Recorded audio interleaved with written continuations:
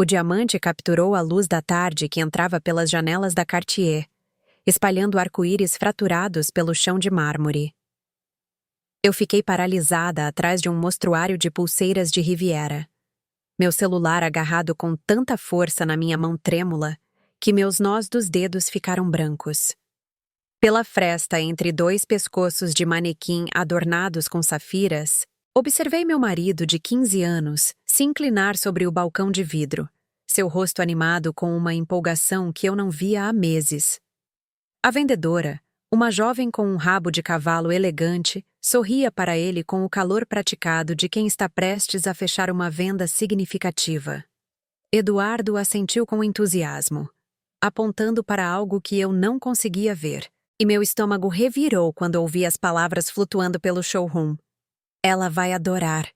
Algo tão especial merece o melhor. Levantei meu celular com as mãos trêmulas e tirei uma foto. O clique do obturador da câmera engolido pela música ambiente. Apenas uma semana depois da nossa renovação de votos. O pensamento se repetia em minha mente como um disco quebrado, enquanto eu recuava lentamente, quase colidindo com outro cliente. Apenas uma semana desde que estávamos no Parque Ibirapuera, cercados por rosas e luzes de fada, prometendo-o para sempre novamente. Meu coração batia tão alto que eu tinha certeza de que todos na loja podiam ouvi-lo. O ar-condicionado frio parecia sufocante, e eu tive que me concentrar em colocar um pé na frente do outro enquanto me dirigia para a saída. Uma vendedora me abordou com um sorriso ensaiado, perguntando se eu precisava de ajuda com alguma coisa, e eu mal consegui balançar a cabeça antes de empurrar as pesadas portas de vidro para a rua Oscar Freire. O barulho da cidade me atingiu como uma força física. Buzinas de carros, vozes, o ronco de um ônibus passando. Fiquei ali na calçada, as pessoas fluindo ao meu redor como água ao redor de uma pedra, tentando recuperar o fôlego. Quem era ela? Não eu. Eu já tinha joias. O colar de esmeraldas que ele me deu na renovação de votos ainda estava em sua caixa de veludo na minha cômoda, mal usado.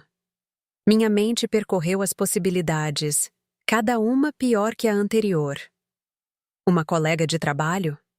Uma amiga que eu não conhecia. Alguém com quem ele estava saindo enquanto eu planejava nossa celebração de aniversário, enquanto eu escolhia flores e escrevia meus votos, enquanto eu estupidamente acreditava que estávamos recomeçando? Peguei meu celular e olhei para a foto que tirei. A imagem estava um pouco embaçada, mas eu conseguia distinguir o perfil de Eduardo, sua mão gesticulando para a vitrine. Dei zoom, tentando ver para o que ele estava apontando, mas o ângulo estava errado. Tudo o que eu podia ver era sua expressão, ansiosa, quase juvenil. A mesma expressão que ele tinha quando me pediu em casamento 16 anos atrás, naquele pequeno restaurante italiano no Bexiga. Uma mulher esbarrou em mim, murmurando um pedido de desculpas sem diminuir o passo, e percebi que ainda estava parada no meio da calçada como uma idiota. Movi-me para me encostar no prédio, minhas pernas de repente parecendo pouco confiáveis. Eu precisava pensar. Eu precisava descobrir o que fazer com essa informação que estava abrindo um buraco no meu peito. Parte de mim queria marchar de volta para aquela loja e confrontá-lo ali mesmo. Exigir saber para quem era a joia, fazer uma cena, deixar todos naquele showroom impecável saberem que tipo de homem Eduardo Moraes realmente era. Mas outra parte de mim, a parte que aprendeu a sobreviver em um casamento de 15 anos, sabia que agir sem um plano seria um erro. Eu precisava ser inteligente sobre isso. Eu precisava saber exatamente com o que estava lidando antes de mostrar minhas cartas. Andei por quarteirões sem um destino claro, apenas me movendo, minha mente correndo mais rápido do que meus pés podiam me carregar. O sol da tarde parecia muito forte, as multidões muito barulhentas.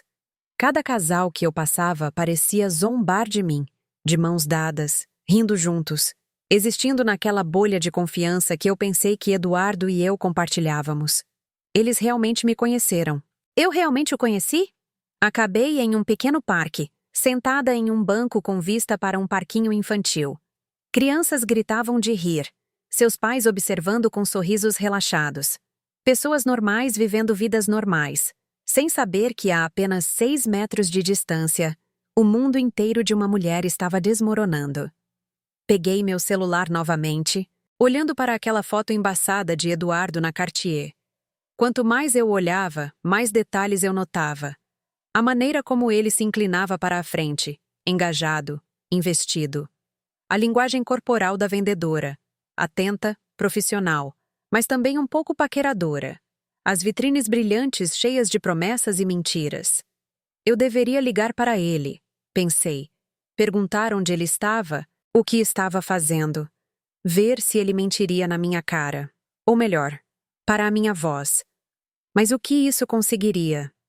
Se ele estava comprando joias para outra mulher, certamente não admitiria por telefone. Não, eu precisava ser estratégica. Eu precisava reunir informações antes de fazer qualquer movimento.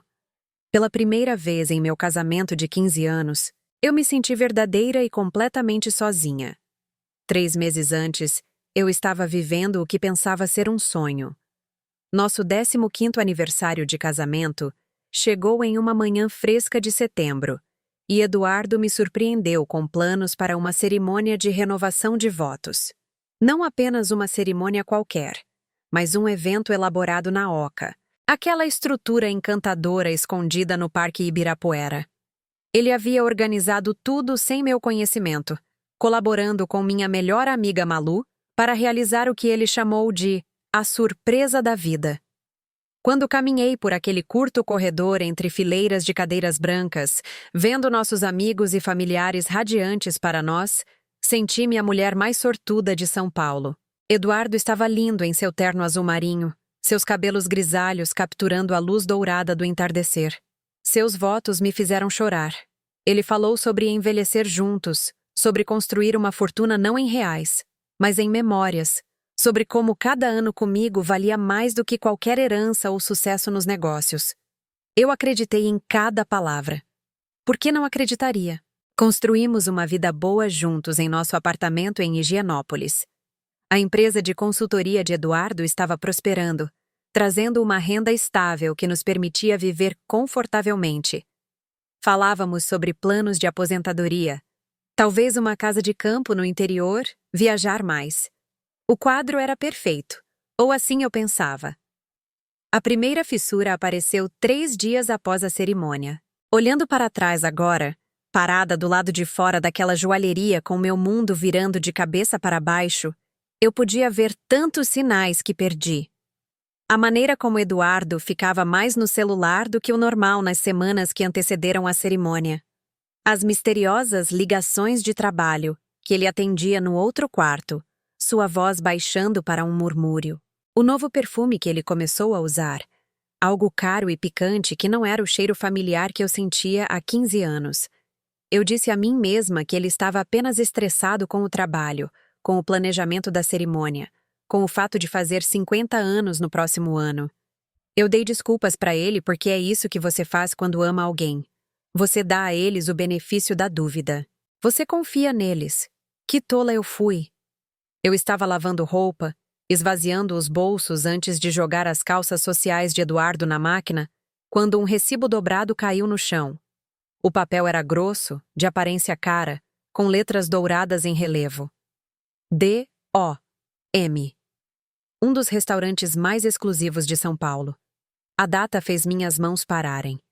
Era de 2 semanas atrás, uma quinta-feira à noite. A noite em que Eduardo me mandou uma mensagem dizendo que o jantar com o cliente havia sido cancelado e ele trabalharia até tarde no escritório.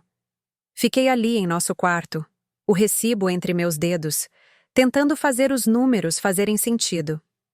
R$ 850 para uma pessoa?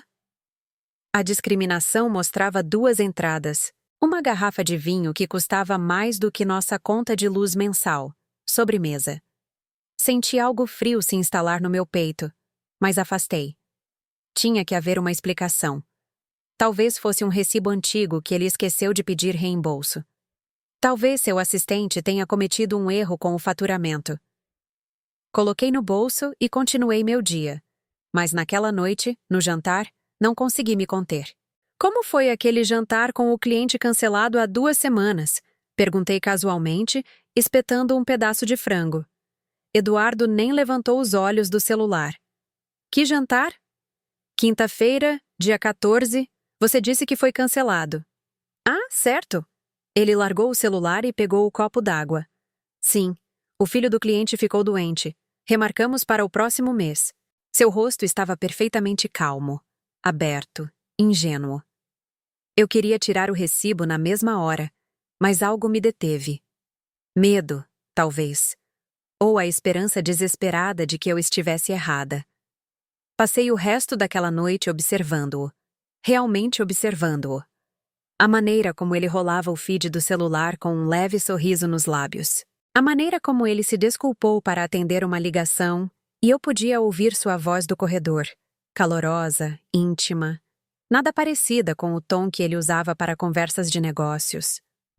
A maneira como ele voltou para a sala de estar e me beijou na testa distraidamente antes de voltar para o laptop. Era como ver um estranho usando o rosto do meu marido. Naquela noite, fiquei acordada muito tempo depois que Eduardo adormeceu ao meu lado, sua respiração profunda e regular. Fiquei olhando para o teto, observando os padrões de luz dos carros passando deslizarem pelo gesso e senti algo fundamental mudar dentro de mim. Foi sutil, como uma placa tectônica se movendo no fundo da terra, mas eu sabia que algo havia se quebrado. Uma confiança essencial havia se fraturado, e eu não tinha certeza se poderia ser consertada. O confronto veio 2 dias depois. Eu havia ensaiado o que diria, como permaneceria calma e razoável. Sábado de manhã, Eduardo estava fazendo café na cozinha, cantarolando junto com o rádio, quando coloquei o recibo na bancada de mármore entre nós. Você pode explicar isso. Minha voz saiu mais baixa do que eu pretendia. Eduardo olhou para baixo e, por uma fração de segundo, algo piscou em seu rosto. Então, desapareceu, substituído por um sorriso confuso. O que estou olhando? DOM. A noite em que você disse que seu jantar foi cancelado. Ele pegou o recibo, estudando-o como se nunca o tivesse visto antes. Então ele riu. Riu de verdade. Helena, querida, isso é de meses atrás. Olhe o ano. Ele apontou para a data, seu tom gentil, quase piedoso. Isso é do ano passado. Deve estar rolando no bolso do meu paletó há uma eternidade. Você sabe como sou ruim para limpar essas coisas. Eu me inclinei, semicerrando os olhos para a impressão desbotada. O ano estava manchado, difícil de ler. Eu poderia ter lido errado? Mas eu pensei. Você pensou o quê? Que eu menti para você sobre um jantar de cliente. Ele largou o recibo e pegou minhas 2 mãos nas suas, seus olhos castanhos perscrutando os meus com preocupação. Amor, de onde vem isso? Você está se sentindo bem? E assim eu era a louca, a esposa paranoica vendo sombras onde havia apenas luz. Murmurei um pedido de desculpas, sentindo-me tola e pequena. Eduardo beijou minha testa e me disse que eu estava trabalhando demais, que talvez devesse tirar alguns dias de folga do meu trabalho na ONG. O recibo voltou para o bolso do paletó dele e eu tentei esquecer. Eu realmente tentei. Mas você conhece essa sensação, não é? Aquele sussurro no fundo da sua mente de que algo não está certo. Aquela voz baixa que fica mais alta quando você está tentando dormir à noite? Eu deveria ter ouvido antes, mas Eduardo era bom. Incrivelmente bom em me fazer duvidar de mim mesma. Nos dias seguintes, ele foi extremamente atencioso. Ele me trouxe café na cama. Ele elogiou meu cabelo, minha roupa, o jantar que eu fiz. Ele sugeriu que fizéssemos uma viagem de fim de semana para o interior para ver as cores do outono. Ele era o marido perfeito, e eu queria tanto acreditar naquela perfeição que me deixei convencer. Eu disse a mim mesma que estava paranoica, estressada com o trabalho, talvez até projetando minhas próprias inseguranças em situações inocentes. Minha mãe havia morrido no ano anterior após uma longa batalha contra o câncer, e Eduardo me apoiou durante todo o processo. Ele me levou ao hospital todos os dias naquelas 2 últimas semanas. Ele me abraçou enquanto eu soluçava no funeral. Ele me ajudou a organizar os pertences dela e decidir o que guardar, o que doar. Como um homem que esteve tão presente durante meu momento mais sombrio poderia estar me enganando? Não fazia sentido, exceto que fazia. Porque narcisistas são especialistas em atuação.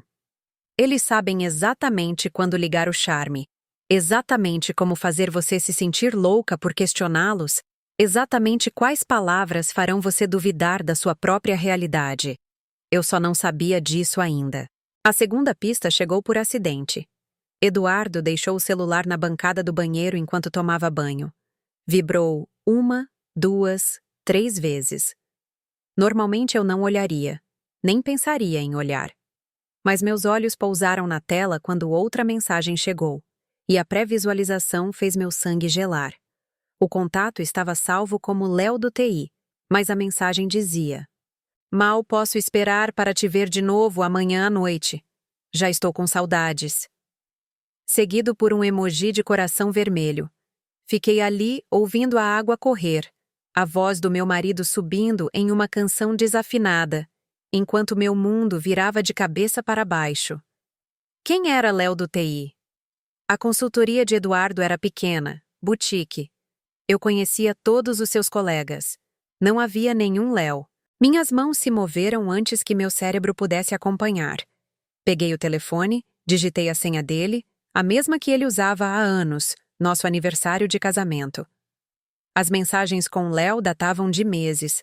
Nada explicitamente romântico, mas íntimo de uma forma que me dava arrepios. Piadas internas, conversas tarde da noite. Planos para se encontrar que pareciam coincidir com as supostas viagens de negócios de Eduardo. O chuveiro desligou. Coloquei o telefone exatamente onde o encontrei e saí do banheiro com pernas que não pareciam minhas. No café da manhã, tentei parecer casual. Quem é Léo? Do seu escritório? Eduardo passou manteiga na torrada sem perder o ritmo. Léo? Ah, ele é novo. Cara de tecnologia nos ajudando a atualizar nossos sistemas. Por quê? Só curiosidade. Parece que vocês dois trocam muitas mensagens. Isso chamou a atenção dele. Seus olhos se aguçaram, mas seu sorriso permaneceu fácil. Você está checando meu telefone agora, Helena? As palavras eram leves, provocadoras, mas havia uma ponta por baixo. Eu vi uma mensagem chegar enquanto você estava no banho. A pré-visualização apareceu. E pareceu pessoal, para um colega de trabalho. Eduardo largou a faca, sua expressão mudando para algo entre diversão e preocupação. O Léo é gay, querida. Felizmente casado com o marido dele. Os emojis de coração são apenas como ele se comunica. Você sabe como os mais jovens são com essas coisas. Ele estendeu a mão sobre a mesa para apertar a minha. Estou começando a me preocupar com você. Isso não é do seu feitio, toda essa desconfiança. Talvez devêssemos conversar com alguém? Um terapeuta? Lá estava de novo. A deflexão suave que me fazia questionar minha própria sanidade. Eu estava sendo paranoica?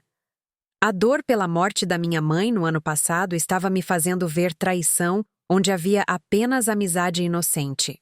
A preocupação de Eduardo parecia tão genuína, mas quando ele saiu para o trabalho, sentei-me à nossa mesa da cozinha e senti o peso de algo que não conseguia nomear pressionando meu peito. Minhas mãos tremiam enquanto eu me servia outra xícara de café. A luz da manhã entrava pelas janelas da nossa cozinha, iluminando partículas de poeira flutuando no ar.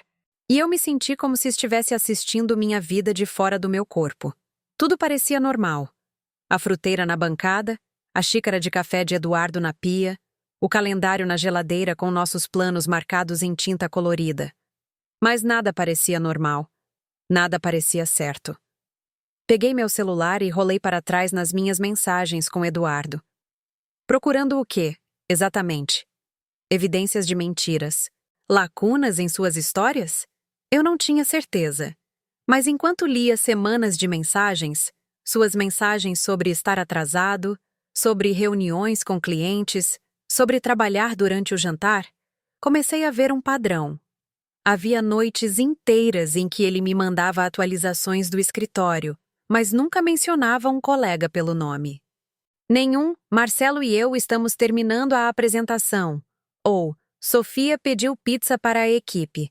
Apenas referências vagas a trabalho e reuniões e clientes. Como eu não tinha notado isso antes? Liguei para a Malu naquela tarde.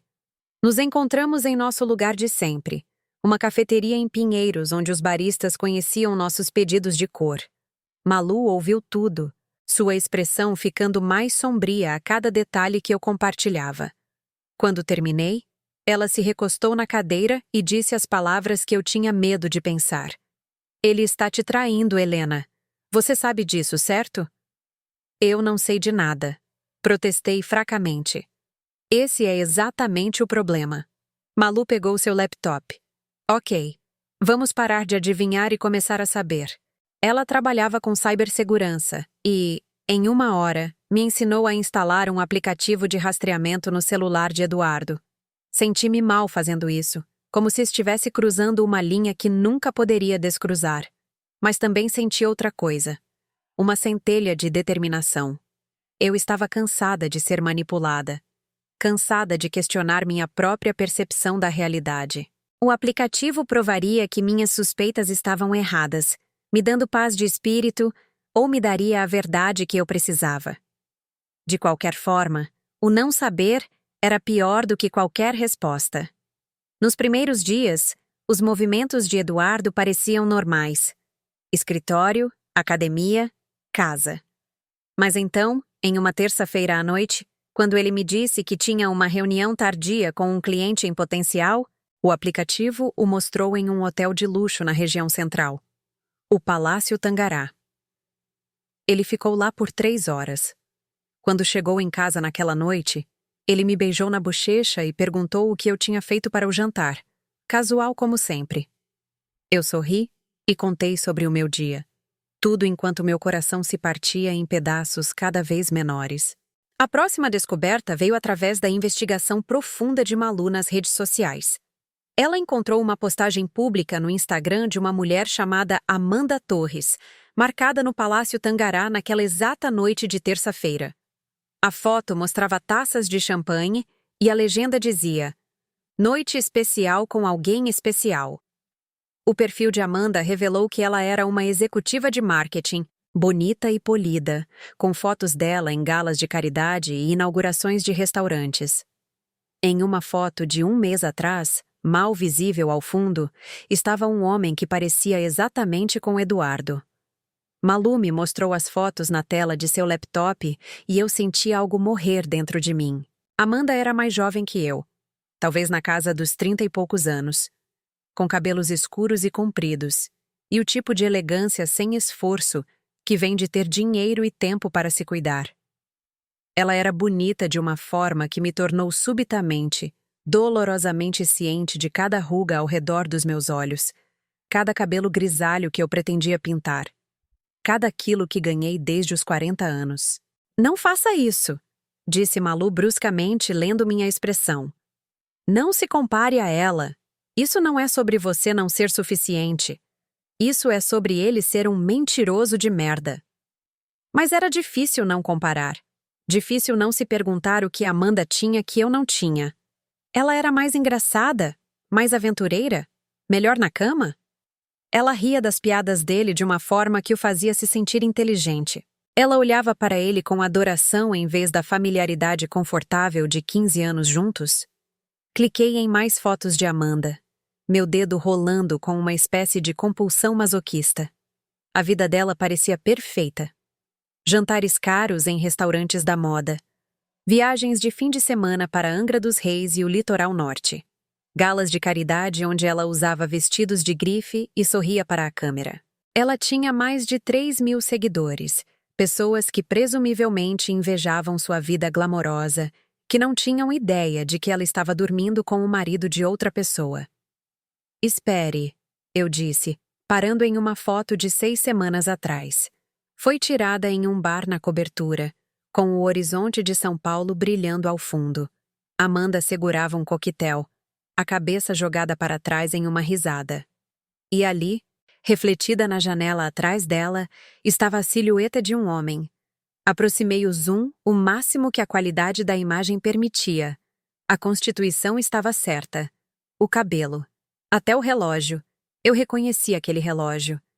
Eu o dei a Eduardo no nosso 10º aniversário. É ele. Malu se inclinou. É ele. Minha voz soou oca, distante. Ele estava com ela há 6 semanas, enquanto eu planejava nosso jantar de aniversário. Enquanto eu escrevia aqueles votos estúpidos. A mão de Malu encontrou a minha sobre a mesa. Eu sinto muito, Helena. O barista chamou o pedido de alguém e a normalidade daquilo, a banalidade cotidiana de uma cafeteria em uma tarde de terça-feira, pareceu chocante. O mundo ainda estava girando. As pessoas ainda estavam pedindo lattes e checando seus celulares e seguindo com suas vidas. E a minha estava desmoronando nesta cafeteria de Pinheiros com suas paredes de tijolos aparentes e música indie tocando suavemente ao fundo. O que eu faço? Perguntei mais para mim mesma do que para Malu. Como eu vou para casa e ajo normalmente? Como eu sento em frente a ele no jantar e finjo que não sei? Há quanto tempo você acha que isso está acontecendo? Perguntei, minha voz mal acima de um sussurro. Malu rolou pelo feed do Instagram de Amanda, clicando em fotos, checando datas. Com base nessas postagens, eu diria pelo menos 6 meses, talvez mais. 6 meses, meio ano. Enquanto eu planejava nossa renovação de votos, escolhendo flores e escrevendo promessas sinceras, Eduardo estava construindo uma vida inteira com outra pessoa. A cerimônia de renovação de votos de repente assumiu uma nova luz sinistra. Ele esteve com ela na noite anterior? Ele mandou uma mensagem para ela enquanto estava no altar comigo? Ele foi para ela depois do nosso jantar de comemoração. Disse a ela que havia passado pela performance. Pediu a ela para ser paciente só um pouco mais? Pensei que poderia vomitar. Helena! Malu estendeu a mão sobre a mesa e apertou a minha. Eu sei que isso dói. Meu Deus, eu sei. Mas você precisa canalizar essa dor em ação. Você precisa se proteger. Como? Perguntei, impotente. Eu nem sei do que estou me protegendo. De ele te ferrar no divórcio, porque é para onde isso está indo. Você sabe disso, certo? Homens como o Eduardo não mantêm amantes para sempre. Eventualmente, ele vai querer te deixar por ela. E quando ele fizer isso, você precisa garantir que não vai ficar sem nada. A palavra divórcio pairou no ar entre nós como uma bomba que acabara de ser lançada. Eu havia pensado nisso, é claro, na privacidade sombria da minha própria mente. Mas ouvir Malu dizer em voz alta tornou tudo real de uma forma que me aterrorizou. Eu não posso arcar com um divórcio, eu disse. O apartamento está em nome de nós dois. Nossas economias são conjuntas. A empresa dele? E é exatamente por isso que precisamos ser estratégicas sobre isso. Malu abriu uma nova aba em seu laptop. Eu tenho uma amiga que passou por um divórcio horrível no ano passado. A advogada dela era brilhante. Deixa eu pegar o contato dela para você. Passei a semana seguinte em um estranho estado de hiperfoco. Durante o dia, eu funcionava normalmente no trabalho, gerenciando relações com doadores para uma ONG de alfabetização infantil. Mas a cada momento livre, eu estava investigando. Analisei nossos extratos de cartão de crédito com um pente fino, encontrando um padrão que eu, de alguma forma, havia perdido antes. Cobranças regulares em restaurantes e hotéis, sempre em noites que Eduardo alegava estar trabalhando até tarde ou em reuniões com clientes. Saques em dinheiro em valores que não correspondiam a nenhum recibo que eu tinha visto. Encontrei recibos guardados em sua pasta, escondidos em seu carro, dobrados em livros em sua mesa de cabeceira. Cada um era um pequeno punhal. Malu me ajudou a documentar tudo, criando uma pasta em um drive criptografado na nuvem. Fotos, capturas de tela, extratos bancários, os dados de rastreamento mostrando os locais reais de Eduardo, versus seus paradeiros declarados. As evidências se acumulavam como um caso de promotoria, o que, eu estava começando a perceber, era exatamente o que poderia se tornar. A prova cabal chegou em uma manhã de sexta-feira. O e-mail de Eduardo estava sincronizado com o iPad que mantínhamos na cozinha. algo que eu nunca tinha pensado em verificar antes. Mas naquela manhã, enquanto ele ainda dormia, eu o abri e vi uma troca de e-mails com Amanda que fez todo o resto parecer pálido em comparação. Os e-mails datavam de 6 meses, começando pouco antes do nosso aniversário. Eles detalhavam não apenas um caso, mas planos para um futuro juntos. Eduardo escreveu sobre me deixar assim que o momento fosse certo. Ele mencionou seu sócio potencialmente comprando sua parte, conversas sobre reestruturar seus ativos. Amanda respondeu com entusiasmo sobre a próxima viagem de fim de semana para o litoral norte, em apenas 2 semanas.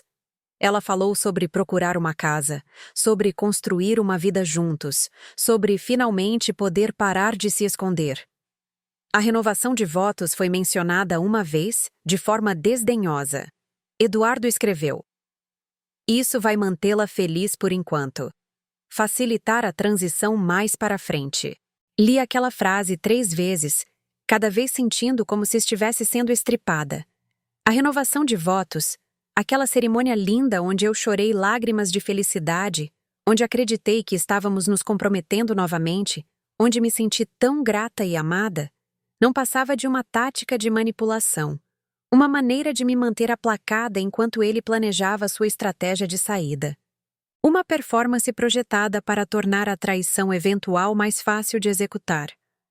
Sentei-me ali em nossa cozinha, o iPad brilhando em minhas mãos, e senti algo fundamental mudar dentro de mim. A dor, a confusão e a autodesconfiança que me atormentavam por semanas de repente se cristalizaram em outra coisa. Algo frio, duro e focado. Raiva. Não do tipo quente e explosivo que te faz gritar e quebrar coisas. O tipo frio e calculista que te torna perigosa. O tipo que vem de perceber que você foi feita de boba e decidir que não será mais vítima de ninguém. Tirei capturas de tela de cada e-mail. Encaminhei-os para minha própria conta de um endereço de e-mail antigo que Eduardo não conhecia. Documentei as datas, os planos, a crueldade casual de suas palavras. E então, fechei o iPad, coloquei-o de volta exatamente onde o encontrei e fui tomar um banho. Sob a água quente, me permiti chorar. Não por Eduardo. Eu já estava começando a lamentar a versão dele que pensei que existia, não o homem que ele realmente era. Chorei por mim mesma. Pelos 15 anos que investi em um casamento que se revelou uma mentira. Pelo futuro que imaginei que nunca existiria.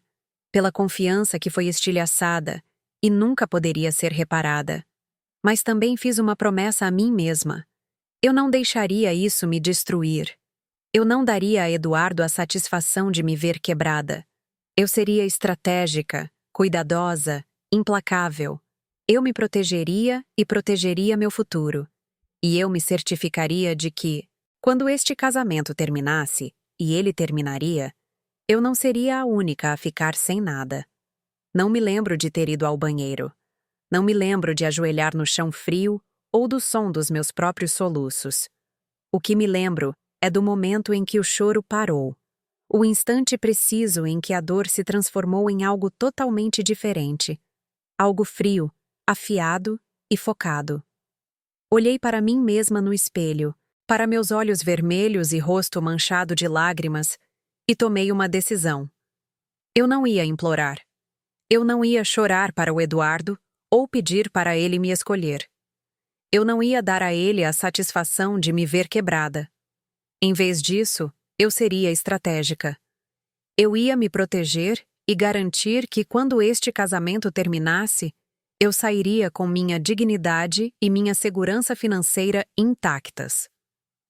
Naquela manhã, liguei para uma advogada de divórcio que a Malu havia recomendado. A doutora Valéria Campos tinha a reputação de ser brilhante e implacável, exatamente o que eu precisava. Seu escritório era na Faria Lima, todo em vidro, aço e arte cara. Ela ouviu minha história sem interrupção, tomando notas em um bloco de papel amarelo. Quando terminei, ela se inclinou para a frente. O quanto ele sabe sobre sua renda e seus bens? Tudo, eu pensava. Sempre fomos abertos sobre dinheiro. Bom, então ele não sabe que você sabe. Ela sorriu, e não foi um sorriso gentil. Isso nos dá uma vantagem. Na hora seguinte, Valéria delineou uma estratégia. Primeiro, eu precisava garantir minhas próprias finanças sem alertá-lo. Eu tinha uma pequena herança da minha mãe, cerca de R$ 300 mil, em uma conta poupança conjunta. Valéria me aconselhou a movê-la para uma nova conta apenas em meu nome, alegando que eu estava criando um fundo especial para um projeto da ONG. Tecnicamente, era nosso dinheiro, mas pela lei, heranças podem ser consideradas bens particulares se devidamente documentadas. Nos preocuparíamos com as formalidades legais mais tarde. O importante era proteger o que era meu. Em seguida, eu precisava continuar coletando evidências enquanto mantinha a fachada de normalidade. O aplicativo de rastreamento permanecia ativo. Comecei a manter um diário detalhado dos movimentos e mentiras de Eduardo. Valéria queria a documentação de cada discrepância, cada ausência inexplicada. Discutimos o melhor momento para entregar os papéis do divórcio. Cedo demais, e Eduardo poderia esconder bens. Tarde demais, e ele poderia concretizar seus planos de reestruturar suas finanças.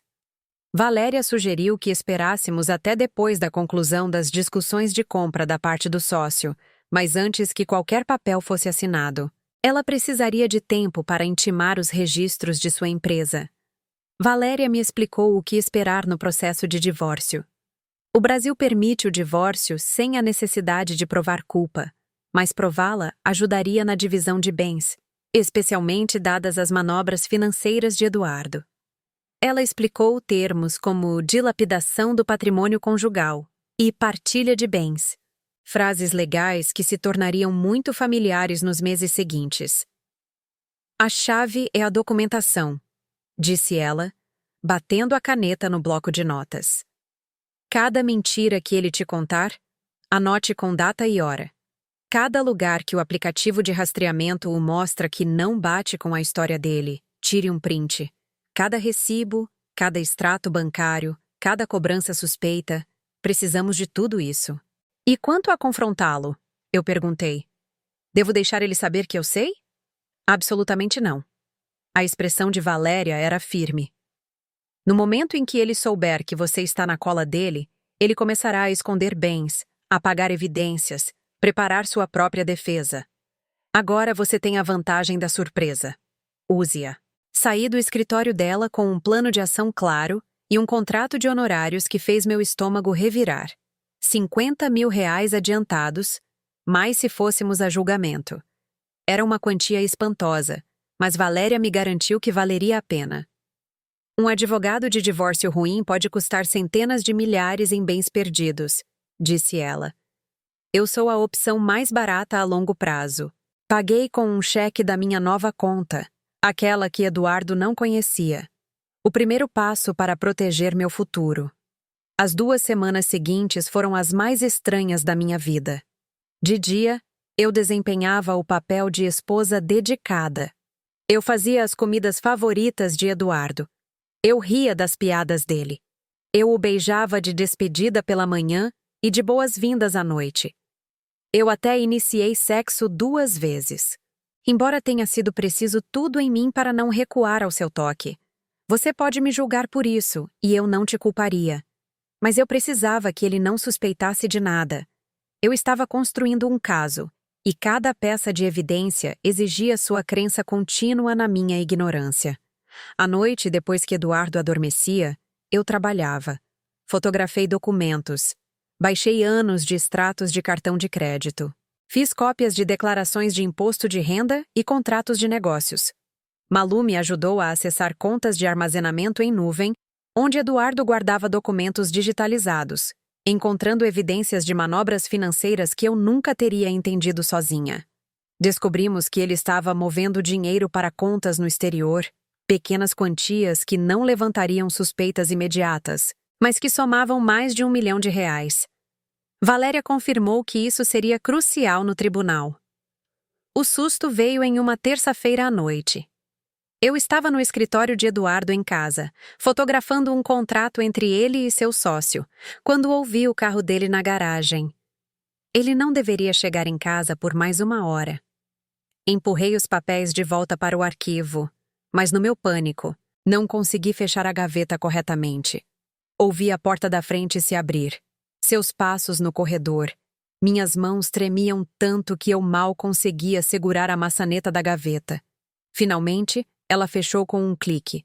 Peguei um livro aleatório da prateleira e me joguei na cadeira de couro bem a tempo de Eduardo aparecer na porta. Oi, querida! O que está fazendo aqui? Mostrei o livro, um suspense qualquer. Só queria um lugar tranquilo para ler. Espero que não tenha problema. Ele sorriu, mas seus olhos percorreram o cômodo, pousando no arquivo. Por um momento, pensei ter visto suspeita em seu rosto.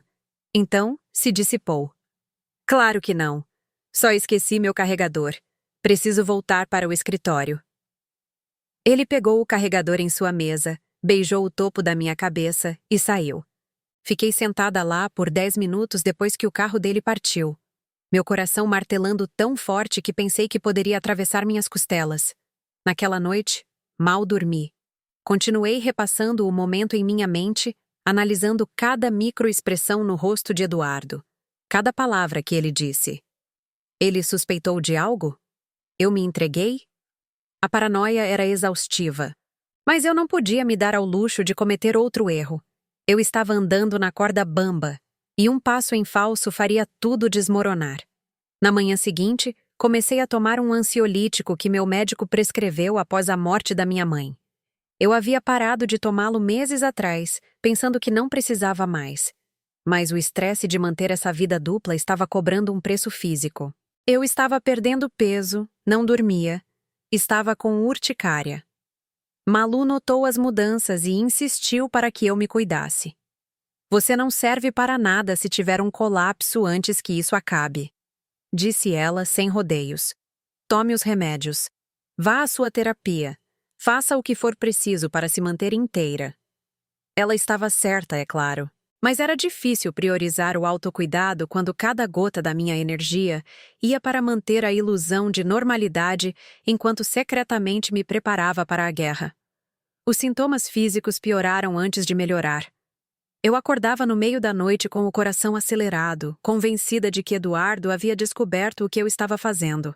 Checava meu celular obsessivamente, garantindo que o aplicativo de rastreamento ainda estava funcionando, que não havia perdido nenhuma evidência crucial.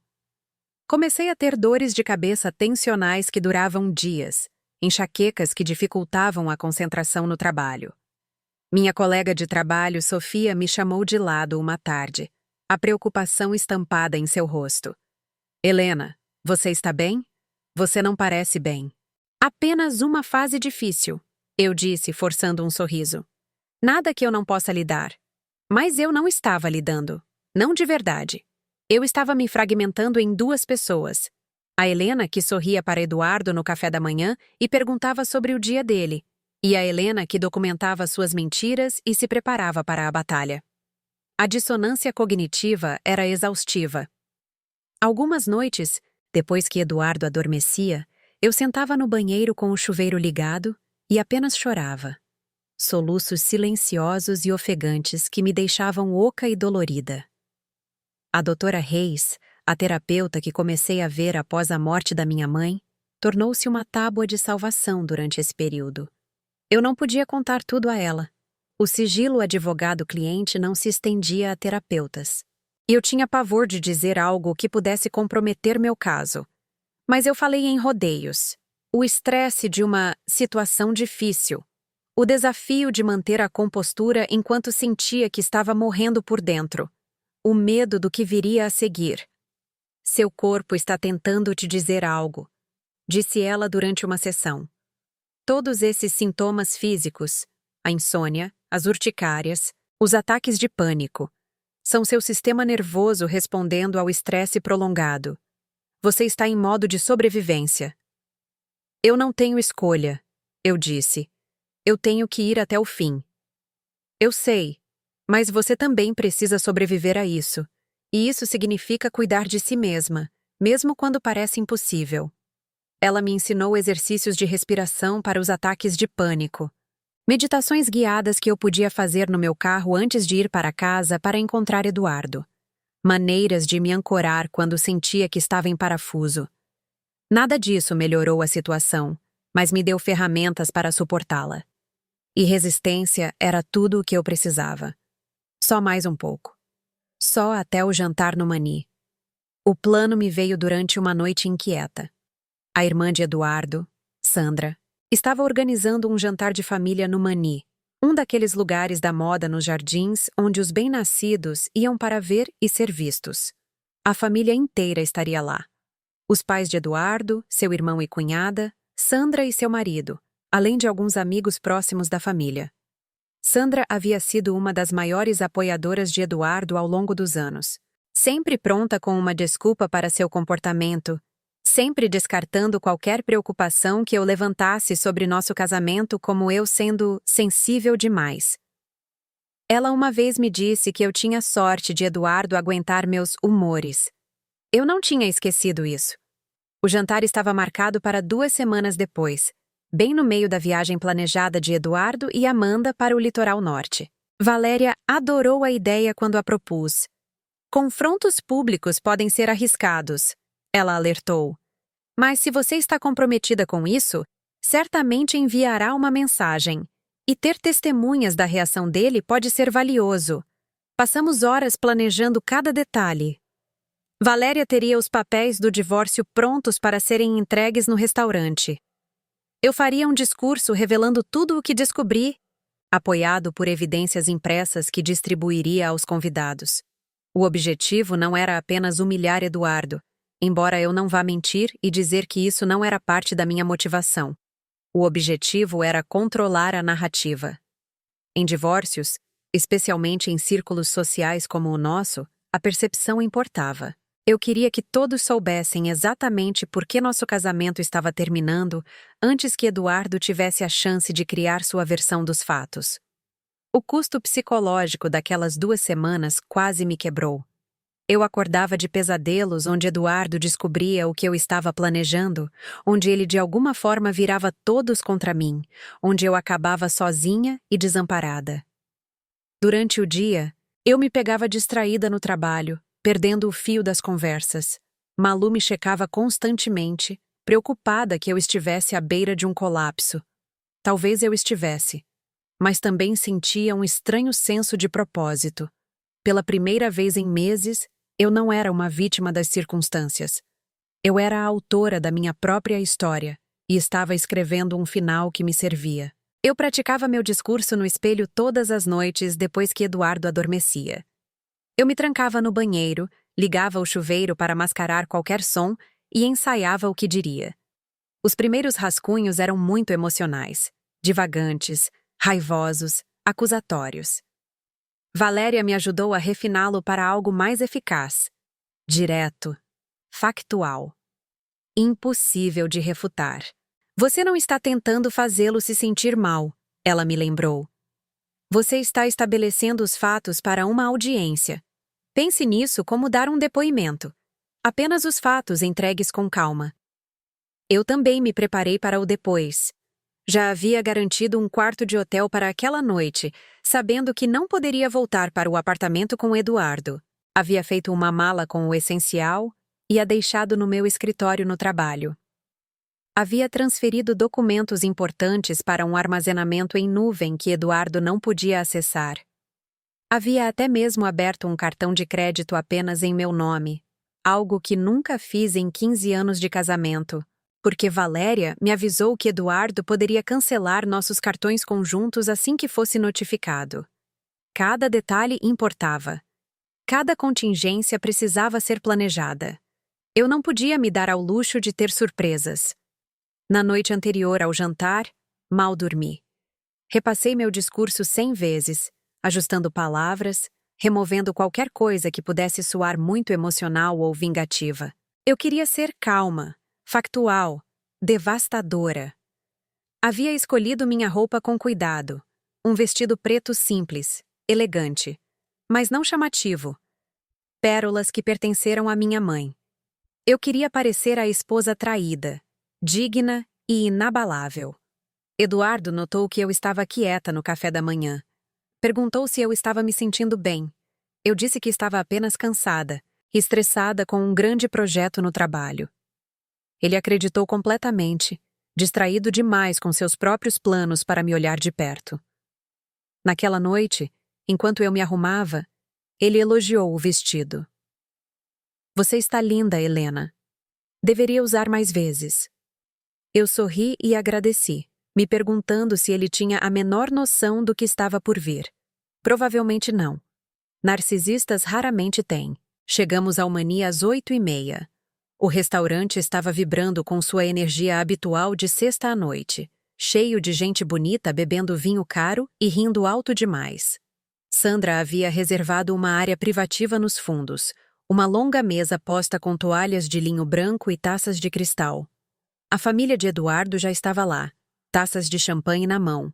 Sua mãe, Beatriz, me abraçou, comentando como eu estava adorável.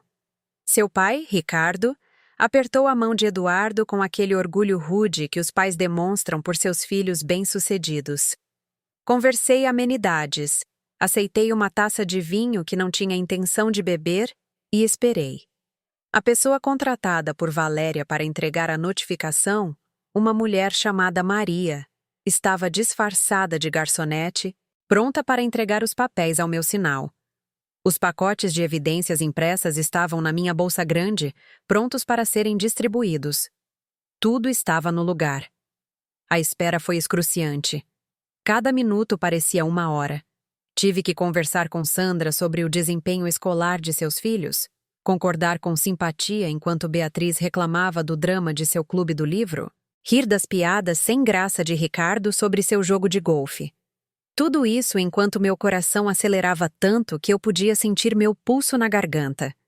Eduardo sentou-se ao meu lado, sua mão ocasionalmente pousando no meu joelho em um gesto de afeto casual que me dava arrepios. Ele estava em seu elemento, charmoso, engraçado, entretendo a todos com histórias sobre seu último sucesso nos negócios. Todos riam de suas piadas, elogiavam suas conquistas, tratavam-no como o filho de ouro que ele sempre foi nesta família. Eu o observei e não senti nada além de desprezo. Como eu pude um dia amar este homem? Como pude ser tão cega para o que ele realmente era? Em um ponto durante a entrada, Sandra levantou sua taça para um brinde. A família, disse ela, sorrindo para a mesa. As pessoas que nos conhecem melhor e nos amam mesmo assim. Todos brindaram, inclusive eu. A ironia não me passou despercebida. Eles realmente conheciam Eduardo? Eu conhecia? Ou todos nós fomos enganados por um mestre manipulador que passou anos aperfeiçoando sua performance? Eduardo se inclinou e beijou minha têmpora. Te amo, ele murmurou, alto o suficiente para os que estavam por perto ouvirem. Uma demonstração pública de afeto, mais uma peça de teatro na elaborada produção que era nosso casamento. Também te amo, eu disse automaticamente, as palavras cinzas na minha boca. Beatriz estava contando uma história sobre seu clube de jardinagem, algo sobre uma disputa por arbustos de hortênsias, e eu concordei enquanto minha mente contava os minutos. Só mais um pouco, só até a sobremesa. Então eu detonaria essa bomba e assistiria ao mundo cuidadosamente construído de Eduardo explodir. Meu celular vibrou na minha bolsa. Uma mensagem da Malu. Você consegue. Estou orgulhosa de você. Tomei um gole de água, minha garganta subitamente seca. O momento estava quase aqui, o ponto sem retorno. Assim que eu me levantasse e começasse a falar, não haveria como voltar atrás. Nenhuma chance de mudar de ideia ou reconsiderar. Este seria o fim do meu casamento, o fim da vida que eu conhecia, o fim de Helena Moraes e o começo de Helena Andrade. E eu estava pronta. O jantar progrediu normalmente durante as entradas. A conversa fluía ao meu redor. Ricardo falando sobre seu jogo de golfe, Sandra reclamando da escola particular de seus filhos, o irmão de Eduardo discutindo seu último investimento em tecnologia. Eu contribuía quando falavam comigo, desempenhando meu papel, mas por dentro, meu coração estava acelerado, minhas palmas suando. Na hora da sobremesa, assim que o garçom estava limpando os pratos, eu me levantei. A conversa não parou imediatamente, mas quando bati na minha taça de vinho com uma colher, as cabeças se viraram. Eduardo olhou para mim, confuso, mas sorrindo. Já é hora do discurso? Sandra brincou. Nós nem comemos o bolo ainda. Sem bolo hoje à noite, eu disse, minha voz firme apesar do terremoto dentro de mim. Mas eu tenho algo que preciso dizer. Algo que todos vocês precisam ouvir. A mesa ficou em silêncio. O sorriso de Eduardo vacilou um pouco. Respirei fundo e comecei. 15 anos atrás, eu me casei com um homem que pensei que conhecia. Um homem que prometeu me amar e me honrar, nos bons e maus momentos. 3 meses atrás, renovamos esses votos na frente de muitos de vocês, e eu acreditei de verdade, que estávamos começando um novo capítulo. Fiz uma pausa, pegando minha bolsa. O que eu não sabia era que Eduardo já havia começado uma história diferente com outra pessoa. A cor sumiu do rosto de Eduardo. Helena, o que você está... Deixe-me terminar. Minha voz era afiada o suficiente para cortar vidro. Tirei os pacotes e comecei a distribuí-los pela mesa. Aqui dentro, vocês encontrarão evidências de um caso de 6 meses com uma mulher chamada Amanda Torres. Vocês encontrarão e-mails detalhando planos para me deixar. Encontrarão extratos de cartão de crédito mostrando milhares de reais gastos em hotéis e jantares. Encontrarão registros bancários mostrando dinheiro movido para contas no exterior. Beatriz ofegou. Ricardo pegou seu pacote, folheando as páginas com as mãos trêmulas. A boca de Sandra se abriu em um perfeito U de choque. Eduardo vem planejando se divorciar de mim desde antes da nossa renovação de votos. Continuei, minha voz ganhando força. Aquela cerimônia linda onde ele prometeu o para sempre? Ele escreveu para a namorada que isso me manteria feliz por enquanto e facilitaria a transição. A transição sendo ele me deixar assim que tivesse escondido com sucesso o suficiente de nossos bens conjuntos.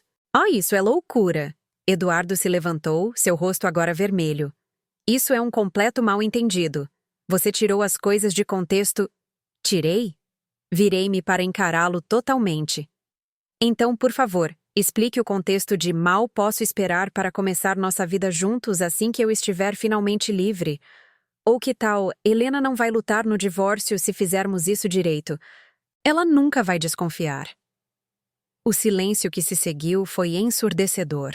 Todos os olhos na mesa estavam fixos em Eduardo, observando-o lutar para encontrar palavras, para construir alguma explicação que pudesse fazer isso fazer sentido. Mas não havia explicação. Nenhum contexto que pudesse desculpar o que ele havia feito. Você andou me espionando?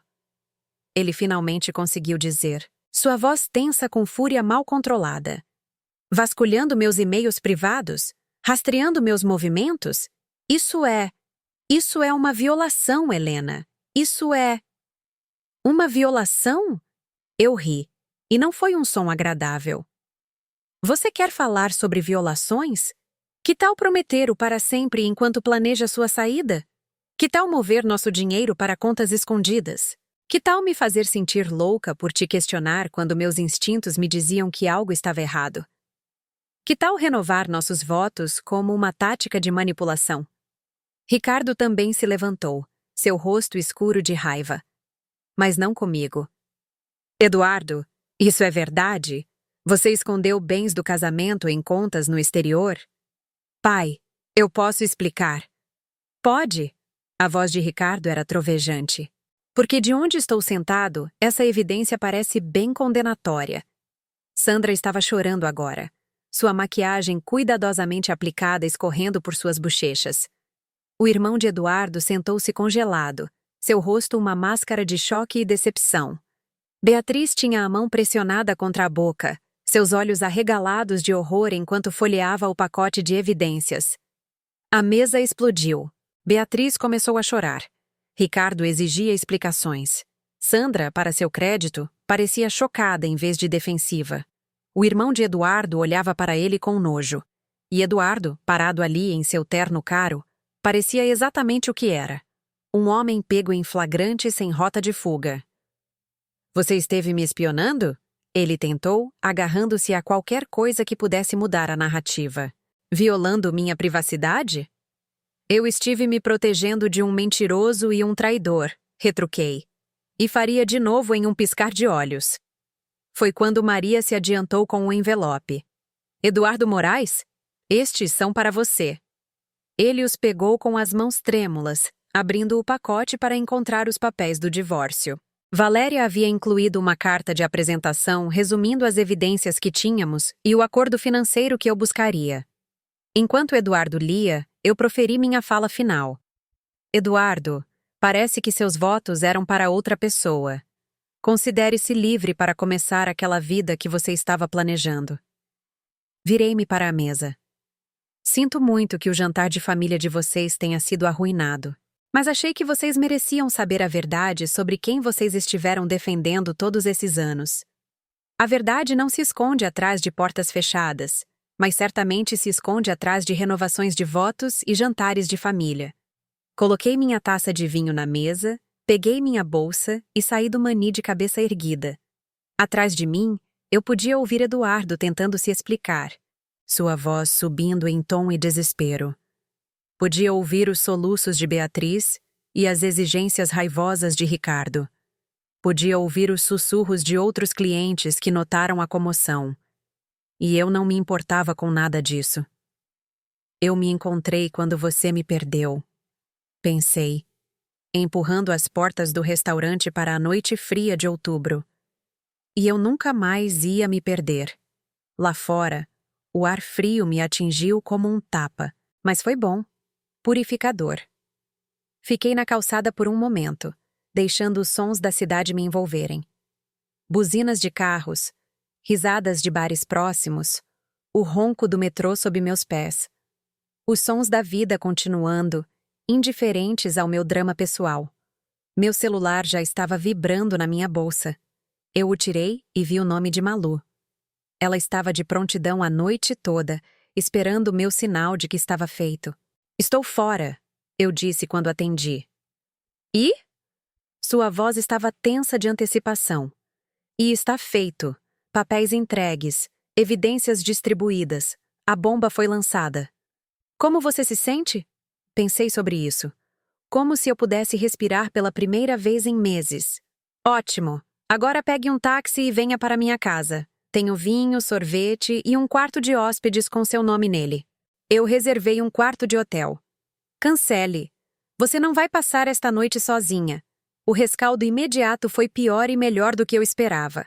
Eduardo ligou 17 vezes naquela noite, cada mensagem de voz mais desesperada que a anterior. Primeiro, ele tentou a raiva. Como eu ousei humilhá-lo publicamente, eu pagaria por isso, seus advogados me destruiriam. Depois veio a negação. Foi tudo um mal-entendido. Eu interpretei tudo errado. Ele nunca havia traído. Finalmente, por volta das 2 da manhã, veio a fase da barganha. Ele me amava. Ele havia cometido erros. Nós poderíamos superar isso. Ele faria qualquer coisa para salvar nosso casamento. Eu não ouvi a maioria delas, mas Malu insistiu que eu salvasse todas. Evidência de seu estado de espírito, disse ela. Mostra a consciência da culpa. As consequências nos negócios começaram em poucos dias. A notícia se espalhou rápido pelos círculos profissionais de Eduardo. Seu sócio, um homem chamado Marcelo Chaves, me ligou pessoalmente para expressar seu choque e para me informar que estava suspendendo as negociações de compra indefinidamente. Ele não queria ser associado a alguém que se conduziu de forma tão desonrosa. Vários clientes de Eduardo, particularmente aqueles que eram mulheres ou que dirigiam empresas familiares, silenciosamente levaram seus contratos para outro lugar. Acontece que as pessoas não gostam de trabalhar com consultores em quem não se pode confiar na vida pessoal. Em 2 semanas, a empresa de Eduardo havia perdido 30% de sua receita. Seu círculo social desmoronou ainda mais rápido. Sandra, após o choque inicial, ligou para se desculpar. Ela o havia apoiado por anos, disse ela, porque não queria acreditar que seu irmão era capaz de tal engano. Mas ver as evidências, ouvir os detalhes, abriu seus olhos. Ela prometeu testemunhar em meu nome se necessário, o que Valéria observou que seria muito valioso. Beatriz e Ricardo entraram em contato através de seu advogado, perguntando se havia algo que pudessem fazer para me ajudar no divórcio. Recusei educadamente, mas apreciei o gesto. Até os parceiros de golfe de Eduardo pareciam se distanciar. Ninguém queria ser associado a esse tipo de traição. As consequências nas redes sociais foram algo que eu não havia previsto totalmente. Eu sempre mantive um perfil discreto online, mas a história de alguma forma vazou para um blog de fofocas local que cobria a sociedade paulistana. De repente, todos pareciam saber sobre a espetacular exposição pública de Eduardo Moraes no Mani. Meu celular vibrava constantemente com mensagens de velhos amigos com quem eu não falava há anos. Alguns oferecendo apoio, outros claramente apenas pescando detalhes sobre os quais pudessem fofocar. Excluí a maioria das minhas contas de redes sociais. Eu não precisava da atenção. Não queria me tornar um conto de advertência ou uma inspiração para esposas traídas em todos os lugares. Esta era minha vida, minha dor, minha história. Não entretenimento para estranhos online. Mas também houve gentilezas inesperadas. Mulheres que eu mal conhecia entraram em contato para compartilhar suas próprias histórias de traição e sobrevivência. Meus colegas de trabalho se uniram ao meu redor, trazendo-me café e almoço, me cobrindo quando eu precisava atender ligações do meu advogado ou apenas precisava de um momento para me recompor. Até o porteiro do meu antigo prédio, quando fui buscar alguns pertences, apertou meu ombro e disse: "Muito bem, dona Helena. Muito bem." Eu havia subestimado o quanto as pessoas respeitavam alguém que se recusava a ser vítima. O apoio mais surpreendente veio de lugares inesperados. O colega de faculdade de Eduardo, um homem chamado Tiago, que eu sempre achei um pouco pomposo, me ligou uma noite. "Helena, eu só queria dizer que o que Eduardo fez é imperdoável. Eu o conheço há 30 anos e tenho vergonha de não ter previsto isso. Se você precisar de qualquer coisa, uma referência para um emprego, alguém para atestar seu caráter no tribunal, qualquer coisa, por favor, me ligue." Suas palavras me trouxeram lágrimas aos olhos. Por tanto tempo, presumi que em um divórcio, os amigos naturalmente ficariam do lado de Eduardo. Era o que acontecia nos filmes, certo? O marido carismático mantinha o círculo social enquanto a esposa ficava isolada. Mas a vida real, eu estava aprendendo, era mais complicada do que isso. As pessoas valorizavam a integridade. Elas valorizavam a honestidade. E quando confrontadas com a evidência clara do engano de Eduardo, a maioria optou por se distanciar dele em vez de tolerar seu comportamento. Havia exceções, é claro. Alguns associados de negócios de Eduardo permaneceram leais a ele, provavelmente porque precisavam mais da conexão profissional do que se importavam com as implicações morais. Um casal de quem éramos amigos há anos me bloqueou nas redes sociais sem explicação. Mais tarde soube que o marido estava tendo seu próprio caso e não gostou do precedente que eu estava estabelecendo. Mas, na maior parte, a resposta foi esmagadoramente de apoio a mim e de condenação a Eduardo. Foi ao mesmo tempo vingativo e surreal.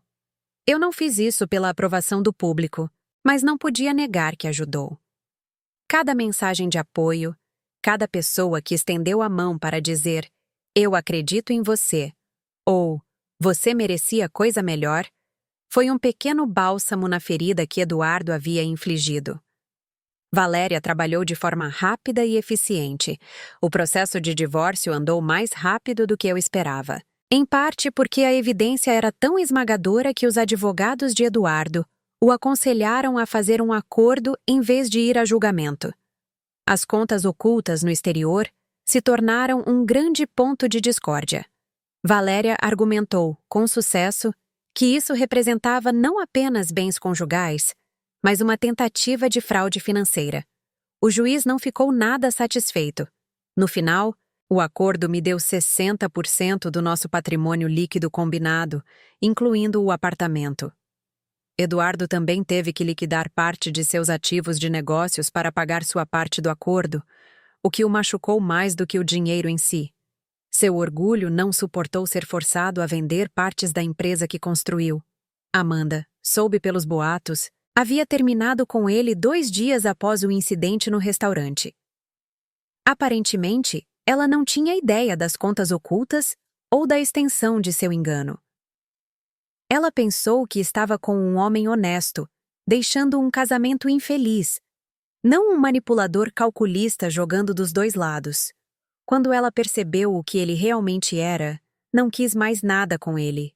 6 meses depois daquela noite no Mani, assinei os papéis finais do divórcio no escritório de Valéria. Ela me entregou uma caneta com uma tampa dourada. Me disse que isso era um começo, não um fim. Assinei meu nome de solteira, Helena Andrade, e senti um peso que não percebia que estava carregando ser levantado. Naquela noite, encontrei Malu para uns drinks em um bar de vinhos na Vila Madalena, não muito longe de onde tivemos aquela primeira conversa sobre investigar Eduardo. Brindamos à liberdade, à amizade, ao futuro. Como você se sente? Malu perguntou. Pensei sobre isso, realmente pensei. Mais leve, eu disse finalmente. Como se eu pudesse respirar completamente pela primeira vez em anos. Mudei-me do apartamento de Higienópolis 2 semanas após a finalização do divórcio. Parte do acordo me permitiu a primeira escolha de nossos bens conjuntos e, surpreendentemente, eu não quis o apartamento. Muitas memórias, muitos fantasmas. Em vez disso, encontrei um charmoso apartamento de 2 quartos na Vila Madalena, em um prédio com um pequeno jardim. Era menor do que eu estava acostumada, mas era meu. Todo meu. Sem história compartilhada. Sem memórias manchadas. Apenas uma lousa em branco e possibilidade. O processo de reconstruir minha vida aconteceu mais devagar do que eu esperava. Eu pensei que, uma vez que o divórcio fosse final, eu me sentiria imediatamente livre e feliz. A realidade era mais complicada. Alguns dias eram ótimos. Eu acordava animada com o dia pela frente, com as escolhas que eram inteiramente minhas. Outros dias, eu sentia o peso do luto, não por Eduardo, mas pela vida que pensei que tinha, pelo futuro em que acreditei. Valéria havia me avisado sobre isso. A cura não é linear, ela disse. Permita-se sentir o que quer que surja. Mergulhei no trabalho, assumindo responsabilidades adicionais na ONG. A ironia não me passou despercebida. Passar meus dias ajudando crianças a aprender a ler, a imaginar novos mundos através dos livros, enquanto eu estava aprendendo a imaginar um novo mundo para mim mesma. Meus colegas notaram a mudança em mim. Eu estava mais confiante, mais disposta a falar em reuniões, mais propensa a correr riscos. Minha chefe, uma mulher chamada Diana que passou por seu próprio divórcio difícil anos antes, me chamou de lado um dia. O que quer que você esteja fazendo, continue fazendo. Você está florescendo. Comecei a terapia, algo que deveria ter feito anos antes. Minha terapeuta, a doutora Reis, me ajudou a entender os padrões nos quais eu havia caído, a necessidade de agradar, a aversão a conflitos, a maneira como eu me diminuí para manter a paz. Ela me ajudou a ver que o gaslighting de Eduardo funcionou tão bem porque eu já estava predisposta a duvidar de minhas próprias percepções. Trabalhamos na construção da minha autoconfiança, em aprender a ouvir aquela voz interior que ignorei por tanto tempo. Foi um trabalho árduo, mais difícil do que qualquer outra coisa que eu já fiz, mas foi necessário. A doutora Reis também me ajudou a entender algo crucial. Eu não era responsável pelas escolhas de Eduardo. Por meses, eu me torturei com perguntas. O que eu fiz de errado? Eu não fui atenciosa o suficiente? Interessante o suficiente? Atraente o suficiente? Eu de alguma forma o levei para Amanda? Esse é o truque favorito do narcisista, disse a doutora Reis durante uma sessão. Fazer você acreditar que o mau comportamento deles é de alguma forma sua culpa. Que se você tivesse sido melhor, diferente, mais, eles não teriam precisado trair, mentir ou manipular. Mas a verdade é que Eduardo traiu por causa de quem ele é, não por causa de algo que você fez ou deixou de fazer. As falhas de caráter dele não são sua responsabilidade de consertar ou seu fracasso em prevenir. Essas palavras foram como uma chave destrancando uma porta que eu não percebia que estava fechada. Eu carregava tanta culpa, tanta responsabilidade mal colocada. Deixar isso ir foi como largar uma rocha que eu vinha carregando montanha acima. Eu saí um pouco, embora nada sério. Alguns encontros para um café com homens que conheci por aplicativos ou amigos em comum. Foi estranho aprender a navegar no mundo dos encontros aos 40 e poucos anos depois de estar com a mesma pessoa por 15 anos. Mas também foi meio emocionante. Aprendi do que eu realmente gostava, quais eram meus limites, o que eu não toleraria. Tive um encontro com um arquiteto gentil que falava demais sobre sua ex-esposa. Outro com um pai divorciado de 3 filhos que parecia adorável, mas morava em outra cidade, e eu aprendi minha lição sobre ceder na geografia. Um terceiro com um professor universitário que era charmoso e engraçado, e acabamos nos tornando amigos em vez de algo romântico. Malu se preocupava que eu estivesse sendo muito exigente, mas eu não concordava. Eu não estava sendo exigente. Estava sendo criteriosa. Há uma diferença. Eu sabia exatamente o que não queria, e não ia me contentar apenas para evitar ficar sozinha. Porque eis o que aprendi. Ficar sozinha era realmente ótimo. Eu podia comer sorvete no jantar se quisesse. Podia passar sábados inteiros lendo no parque sem que ninguém perguntasse quando eu voltaria para casa. Podia tomar decisões baseadas unicamente no que eu queria, sem considerar as preferências ou a agenda de mais ninguém. Era inebriante. Os encontros me ensinaram algo importante. Eu não precisava de outro relacionamento para me sentir completa. Por tanto tempo, minha identidade esteve envolvida em ser a esposa de Eduardo, em fazer parte de um casal. Agora, eu estava aprendendo a ser apenas Helena. Não a esposa de alguém, não a namorada de alguém. Apenas eu. E estava descobrindo que, na verdade, gostava dessa pessoa. Ela era mais forte do que eu lhe dava crédito, mais corajosa, mais resiliente. Ela sobreviveu a algo que teria quebrado a antiga Helena e saiu do outro lado, não apenas intacta, mas melhor. Havia momentos de alegria inesperada nesta nova vida. Pequenas coisas que me fizeram perceber o quanto eu estava cedendo sem nem mesmo saber. Comprei almofadas em cores que Eduardo odiaria. Comecei a fazer aulas de yoga nas noites de terça-feira, a noite em que Eduardo costumava monopolizar a TV para seus programas favoritos. Fui a galerias de arte e museus sozinha, passando o tempo que quisesse em frente a pinturas que me emocionavam, sem alguém suspirando impacientemente e checando o relógio. Viajei para a Serra Gaúcha por um fim de semana, fiquei em uma pousada, fiz trilhas por entre folhas de outono e me senti mais em paz do que em anos. Cerca de 8 meses após o divórcio, encontrei Eduardo em uma cafeteria na região da Paulista. Foi estranho e breve. Ele parecia mais velho, cansado. Tivemos uma conversa formal por cerca de 2 minutos antes de eu me desculpar. Enquanto me afastava, percebi que não sentia nada. Sem raiva, sem tristeza, sem amor residual. Apenas uma espécie de pena distante por um homem que explodiu sua vida perseguindo algo que se revelou uma ilusão.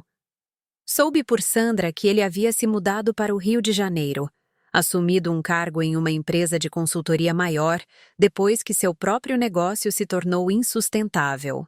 Ele estava namorando alguém novo, outra mulher mais jovem. Desejei-lhes felicidades e fui sincera. Não era mais problema meu. A sabedoria que ganhei com essa experiência não veio de uma vez. Acumulou-se lentamente, através de sessões de terapia e anotações no diário, e longas conversas com Malu, e momentos tranquilos de reflexão no meu jardim na Vila Madalena. Se você está ouvindo esta história e vendo pedaços de si mesma em minha experiência, eis o que quero que você saiba. Primeiro, confie nos seus instintos. Aquele sentimento no estômago, aquele sussurro de que algo está errado, não é paranoia. É seu subconsciente captando padrões que sua mente consciente ainda não processou totalmente. Ignorei meus instintos por semanas, deixando Eduardo me manipular até duvidar de minhas próprias percepções. Não cometa esse erro. Sua intuição são dados. Segundo, O abuso financeiro é insidioso e muitas vezes invisível. Mover dinheiro para contas ocultas, fazer grandes compras sem discussão, controlar o acesso a informações financeiras. Tudo isso são formas de abuso. No meu caso, as contas de Eduardo no exterior representavam não apenas bens ocultos, mas uma tentativa de controlar o resultado do nosso divórcio, limitando meu acesso à propriedade conjugal. Se seu parceiro é secreto sobre dinheiro ou faz você se sentir culpada por fazer perguntas sobre as finanças domésticas, isso é um sinal de alerta. Terceiro, entenda a psicologia da manipulação narcisista. Narcisistas são especialistas em darvo, negar, atacar, reverter vítima e ofensor. Quando confrontados, eles negarão a acusação, atacarão sua credibilidade e se posicionarão como a verdadeira vítima. Eduardo fez isso perfeitamente quando encontrei aquele primeiro recibo. Ele me fez sentir louca por questioná-lo. Transformou minha preocupação em evidência de minha instabilidade. Reconhecer esses padrões é crucial para manter seu senso de realidade. Quarto, documente tudo. Não posso enfatizar isso o suficiente. Se você suspeita de infidelidade ou engano financeiro, comece a reunir evidências imediatamente. Salve mensagens, tire fotos, baixe extratos bancários, mantenha um diário de incidentes com datas e horas. Essa documentação te protege legal e psicologicamente. É difícil manipular alguém que tem um rastro de papel.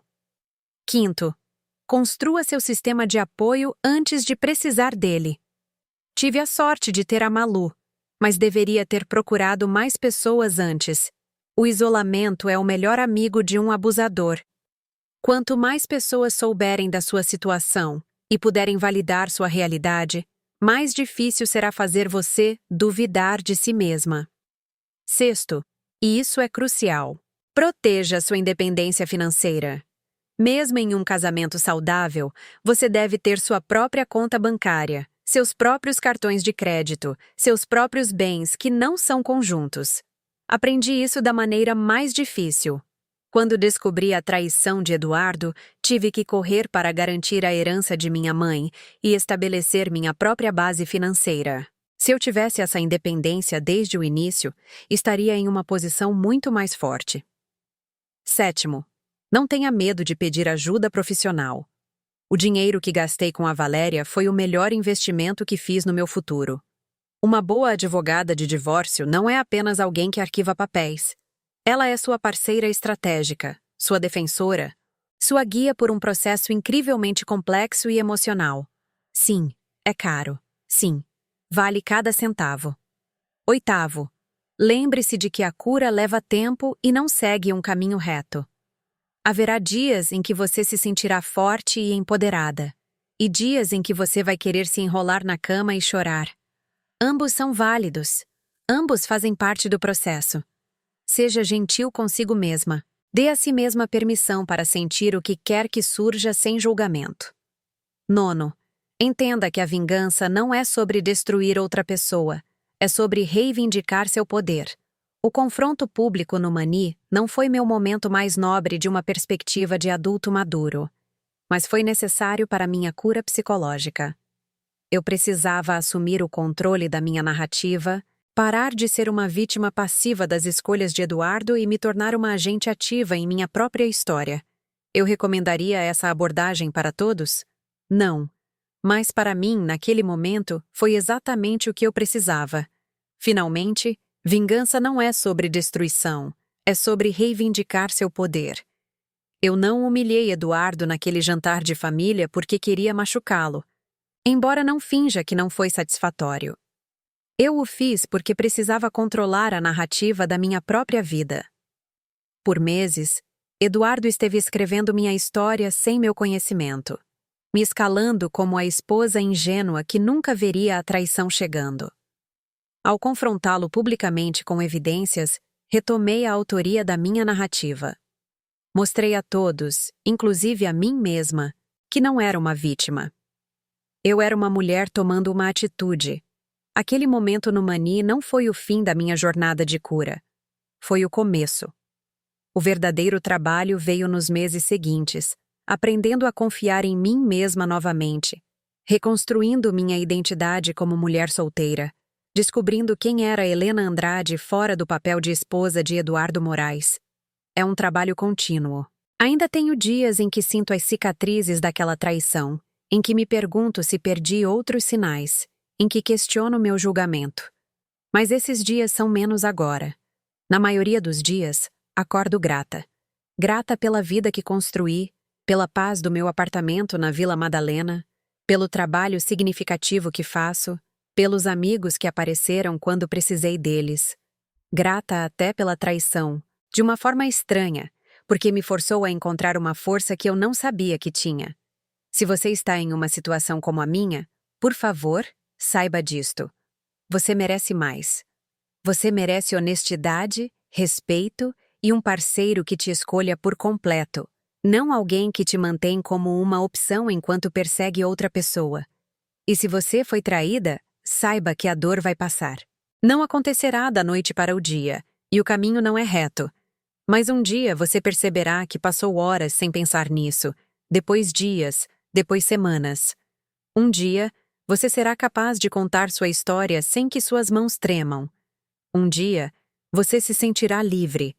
E quando esse dia chegar, você olhará para trás e perceberá que a pessoa em que se tornou ao sobreviver a isso é mais forte, mais sábia e mais autenticamente você mesma do que jamais foi. A traição não te quebrou. Ela arrombou a jaula em que você vivia e você voou. Então, aqui está a minha pergunta para todos vocês que estão ouvindo. Onde quer que estejam neste nosso país, em qualquer cidade grande ou pequena que chamem de lar. Se você se encontrasse na minha situação, se descobrisse que a pessoa em quem mais confiava vinha te enganando sistematicamente por meses, o que você faria? Você os confrontaria em particular ou publicamente? Você buscaria vingança ou simplesmente iria embora? Você seria capaz de manter a fachada que eu mantive enquanto coletava evidências? Ou precisaria de um confronto imediato? Estou genuinamente curiosa sobre como pessoas diferentes lidariam com isso. Todos nós gostamos de pensar que sabemos o que faríamos em situações hipotéticas, mas a verdade é que você nunca sabe realmente até estar vivendo isso. Se esta história ressoou com você, se você se viu concordando ou sentindo a validação de suas próprias experiências, por favor, clique no botão de curtir. Deixe-me saber que não estou sozinha nisso. E deixe um comentário me dizendo de onde você está ouvindo e o que achou da minha história. Você teria feito algo diferente? Você tem sua própria história de traição e recuperação? Adoraria ouvir de você. A comunidade que cresceu em torno deste canal tem sido uma grande fonte de apoio e sabedoria. Antes de ir, certifique-se de que está inscrito para não perder as próximas histórias. Compartilharei mais experiências de resiliência e recuperação, mais contos de pessoas que enfrentaram situações impossíveis e saíram mais fortes. Há 2 outros vídeos que acho que você vai achar interessantes, aparecendo na sua tela agora. Até a próxima história. Cuide do seu coração. É o único que você tem, e ele merece ser tratado com honestidade e respeito. Aqui é Helena, despedindo-se do meu aconchegante apartamento na Vila Madalena, onde estou exatamente onde deveria estar.